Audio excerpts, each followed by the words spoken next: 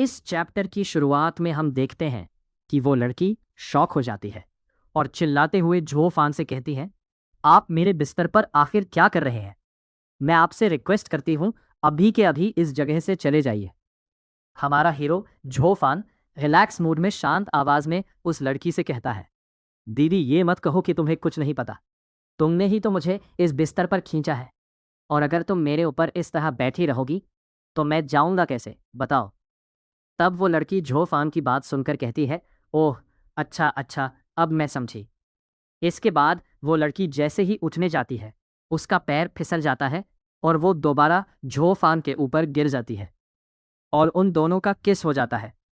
तब झोफान और वो लड़की दोनों शॉक हो जाते हैं। तभी अचानक गु संतोंग दरवाज़ा खोलकर कमरे में आता है और कहता है, पापा, बाहर बहुत सारे लोग इकट्ठा हुए हैं, क्या हमें दरवाज़ा खोलना चाहिए?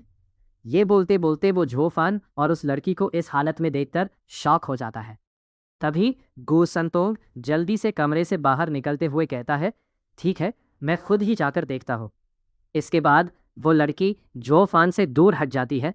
तब झोफान उस लड़की से कहता है, मैं तो असल में बस अपनी राय बता रहा था। इसके बाद झोफान हरामियों की तरह हंसने लगता है।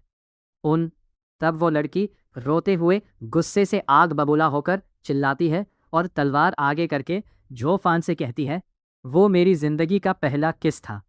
तूने बेरहमी से मुझसे वो छीन लिया। इस नाइंसाफ़ी के बदले मैं तेरे टुकड़े टुकड़े कर दूंगी। मैं तुझे जान से मार डालूंगी।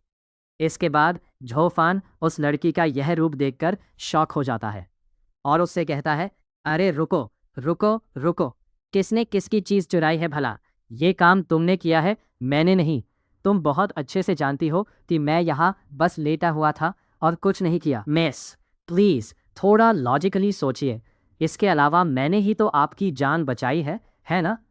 तब वो लड़की रोते हुए गुस्से में पागल होकर कहती है, सुनो, ये सब फालतू लॉजिक मेरे सामने मत दिखाओ। तुमने मेरी कमज़ोरी का फ़ायदा उठाया है। इसके बाद वो लड़की चिल्लाकर झुओफान को मारने के लिए तलवार लेकर उसकी तरफ बढ़ने लगती है और कहती है, आज मैं तुझे मार ही डालूंगी। तब झुओफान गुस्सा होकर मन ही मन सोचने लगता है, बेवकूफ़ लड़की, अगर मैं तुझे ज़िंदगी दे सकता हूँ तो तेरी जान लेने की ताकत भी मैं रखता हूँ। तूने खुद ही अपनी इस बदतर किस्मत को दावत दी है। कम से कम पब्लिक प्लेस में इस लाश को छोड़ना एक हंगामा खड़ा कर देगा और मुझे कोई ना कोई सुराग दे देगा। तभी बाहर कोई गू संतोंग से कह रहा था, अरे क्या तुम लोग फ्लाइंग क्लाउड सिटी में नए हो? तब गू संतोंग जवाब देता है, हाँ बिल्कुल सही। तब वो लोग गू संतोंग से कहते हैं, हम फ्लाइंग क्लाउड मैनर के गार्ड हैं। जो भी नया यहाँ आएगा उन सबको चेक करने का ऑर्डर है हमारे पास। इस जगह का मालिक कहाँ है? उसे फौरन यहाँ बुलाओ। तब वो लड़की गार्ड्स की बात सुनकर बाहर की तरफ देखती है। तभी जुओफान उस लड़की की तरफ देखकर मन ही मन सोचता है, फ्लाइंग क्लाउड मैनर की बात सुनकर ये औरत यकीनन डर गई है। ये लड़की इस तरह पकड़ी जाएगी, ये इसके दिमाग में था ही नहीं। इसका मतलब मेरा आइडिया बिल्कुल सही था। महीने भर पहले फ्लाइंग क्लाउड मैनर में जो गड़बड़ हुई थी, उसके साथ इस औरत का वाकई कोई ना कोई लिंक है। इसके बाद झोफान हंसने लगता है। तब वो लड़की झोफान की हंसी देखकर गुस्सा होती है और उससे कहती है, ऐसा क्या हो गया जो इतना हंस रहे हो? बंद करो ये हंसी। इसके बाद वो लड़की झोफान की तरफ देखकर मन ही मन कहती है, किस्मत के भरोसे बच गया तो। फ्लाइंग क्लाउड मैनर के एक्सपर्ट्स सामने के आंगन में है, इसीलिए बच गया, वरना इसी पल तेरे टुकड़े टुकड़े कर देती। तब जुओफान उस लड़की के मन की बात पढ़कर मुस्कुराते हुए कहता है, मैं नहीं डर रहा हूँ, डर तो तुम रही हो। तो फिर खामखा मेरे डरने की क्या बात है, बताओ। इसके बाद जुओफान उस लड़की से कहता है, मिस, मुझे अभी के अभी ख़त्म कर देना ही आपके लिए समझदारी का काम होगा। मैं बहुत ही घटिया इंसान हूँ। जब आप बेहोश थी तो मैंने आपको एक ज़ोरदार थप्पड़ मारने के बारे में भी सोचा था। तब वह लड़की जुओफान की बात सुनकर गुस्से में कहती है, वह तो मुझे पहले से ही पता था, लेकिन ये मत सोचना कि इस वजह से मैं तुम्हें अभी छोड़ रही हूँ। लेकिन तब जुओफान उसे और चिढ़ाने के लिए कहने लगता है, हाँ, मैं मानता हूं कि तुम्हारा पहला किस मैंने ही चुराया है, लेकिन मुझे नहीं लगता कि यह किसी की जान लेने के लिए काफ़ी बड़ी वजह है। तुम्हारे दिल में इस गंभीर गुस्से की आग को भड़काने के लिए और मुझे जान से मारने जैसे हालात पैदा करने के लिए मैंने इससे भी कहीं ज़्यादा घटिया कुछ किया है। तब झुओ फान की बात सुनकर वह लड़की शौक होकर कहती है, इससे भी ज़्यादा गंदा? क्या बकवास कर रहे हो? क्या किया है तुमने? तब झुओ फान उस लड़की से कहता है, मेरी जान, तुम्हें बधाई हो, तुम तो बहुत पहले ही एक असली औरत बन चुकी हो। तब वह लड़की चिल्लाकर शौक में कहती है, क्या?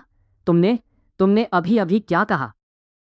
तब झुओ फान उस लड़की को कहती है, मेरी जान, तुम्हें बधाई हो, तुम तो बहुत पहले ही एक असली औरत बन चुकी हो।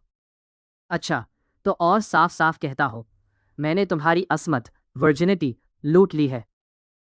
तब वह लड़की और भी ज़्यादा शौक हो जाती है और कहने लगती है, नहीं, इम्पॉसिबल, ये कभी नहीं हो सकता। तब जुओफान एक डरावनी क्रीपी हंसी के साथ उस लड़की के पास आकर कहता है, क्यों नहीं मिस, आप खुद ही अच्छी तरह जानती हैं कि आप कितनी खूबसूरत हैं। जरा एक बार सोचिए, जब आप बेहोश पड़ी थीं तब आपके पास एक जवान मर्द था। वहाँ क्या कुछ नहीं हो सकता? क्या वाकई कुछ हुआ है? वो अब आप खुद ही समझ लीजिए। तब वो लड़की इस कदर गुस्से में आ जाती है कि जुओफान के सामने तलवार तान कर कहती है, मैं तुझे चीर कर टुकड़े टुकड़े कर दूंगी, तुझे मैं आज मार ही डालूंगी। तब जुओफान उस लड़की से कहता है, आओ, मुझे मार डालो, लेकिन उससे कुछ नहीं बदलेगा, क्योंकि तुम्हें तो पहले ही हासिल किया जा चुका है। वो अब कभी नहीं बदल सकता। फ्लाइंग क्लाउड मैनोर के गार्ड्स दरवाजे पर है। अगर मुझे मारोगी तो जल्द ही तुम्हारा भी यही अंजाम होगा। शायद हम एक साथ ही मरेंगे, हमेशा एक दूसरे के साथ रहेंगे। इसके बाद जुओफान हंसकर उस लड़की से कहता है, उसमें मुझे कोई ऐतराज़ नहीं है, क्योंकि मेरा बेटा अपना ख्याल खुद रख सकता है। जब तक मिस को किसी और की फिक्र ना हो, आओ प्यार के नाम पर हम जान दे दें। तब जुओफान की बात सुनकर वो लड़की गुस्से से कांपते हुए कहती है, तुम ऐसा कैसे कर सकते हो? तब जुओफान उस लड़की की तरफ देखकर मन ही मन सोचता है, मैं पहले से जानता था कि इस शहर में ये अकेली नहीं आई है। अपने करीबियों को बचाने के लिए ही इस नरक जैसी तकलीफ और बेइज्जती में भी इसे दांत भींचकर जिंदा रहना होगा। ये लड़की वाकई हमारे लिए एक बेहतरीन चारा बेट है। तब उस लड़की के हाथ से तलवार नीचे गिर जाती है और फिर वो लड़की नीचे बैठकर रोने लगती है। तब जुओफान उस लड़की के सामने खड़े होकर कहता है, क्या हुआ मिस? क्या आप आखिरकार मुझे नहीं मारेंगी, या फिर कोई और प्लान है आपका? तब वो लड़की चिल्लाकर जुओफान से कहती है, धट तेरे की, ये तो एक जान था, ये तो पूरा एक गेम था। इसके बाद जुओफान उस लड़की से कहता है, लगता है इस वक्त तुम और मुझे मारना नहीं चाहती। बेहतरीन, तो फिर तुम्हें एक और छुपा हुआ सच बताता हूँ। असल में तुम अभी भी पूरी तरह पवित्र हो, तुम्हारी वर्जिनिटी बिल्कुल भी खराब नहीं हुई है। तब वह लड़की शॉक होकर जुओफान से कहती है, क्या? तो तुम झूठ नहीं बोल रहे ना? तब जुओफान उससे कहता है, अपने शरीर का हाल तुम खुद नहीं देख सकती, ये भला किसी और से पूछने की क्या बात है? ये कहकर जुओफान जाने लगता है। तब वह लड़की जुओफान से कहती है, तो फिर तुम खाम खाम मुझे इस तरह क्यों डरा रहे थे? तुम्हारा मकसद क्या था? तब जुओफान उसकी बात सुनकर पीछे मुड़ता है और हंसते हुए उस लड़की से कहता है, मैं बस चाहता था कि तुम्हें सबसे कीमती और गहरा एहसास मिले। घने अंधेरे को देखने के बाद ही तो इंसान को उजाले की असली कीमत समझ आती है ना? और दोस्तों, आज यही ख़त्म करते हैं। वीडियो अच्छी लगी हो तो चैनल को ज़रूर सब्सक्राइब कीजिएगा।